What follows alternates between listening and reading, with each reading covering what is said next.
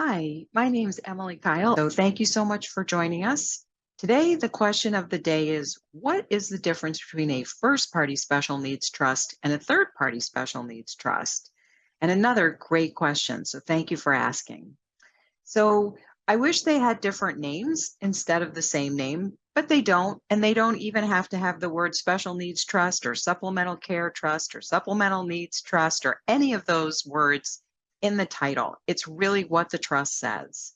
So for a first party special needs trust, that's money that the beneficiary owns. So maybe grandma left a person who is on Altex or DDD benefits or receiving SSI, supplemental security income. So again, maybe grandma left $20,000 to that beneficiary. Well, that beneficiary can't have more than $2,000 and qualify for those benefits. So those funds would put them over the asset limit.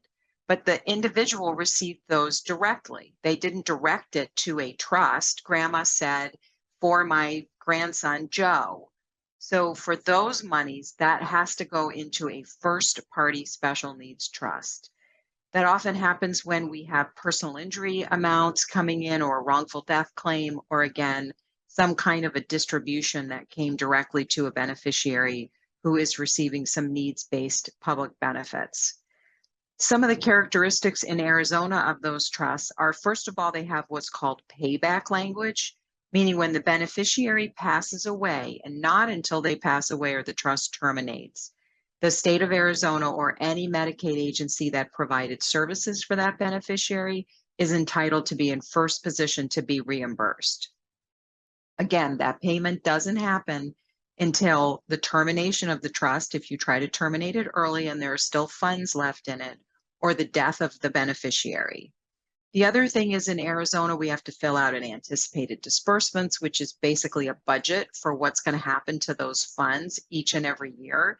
And accountings with bank statements need to be provided to the Altex office for those trusts. And both trusts need to be reported to any agencies that are providing those kinds of benefits to the beneficiary. A third-party special needs trust, again, it doesn't matter what it's called, it only matters what's in the document, is a document that's created by somebody else. So part of your estate plan, if you have a developmentally disabled child or you want to leave money to somebody else who's receiving SSI or Altex benefits or long-term Medicaid in some other state, those are called third-party special needs trusts. So if I were to establish a trust for the benefit of my niece, Marissa, it would be a third-party special needs trust. And then my estate plan, my will or trust would say, hey, when I die, this percentage or this asset doesn't go to Marissa, goes to the Marissa Supplemental Needs Trust or whatever it's called. And for those kinds of trusts, there's no payback to the Medicaid agencies. The trust, once it has money in it, still has to be reported to the agencies.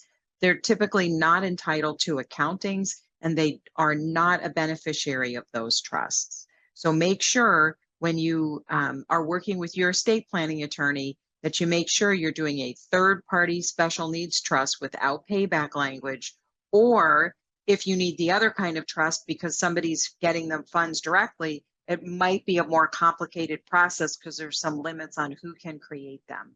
So just be clear about what kind of special needs trust is required.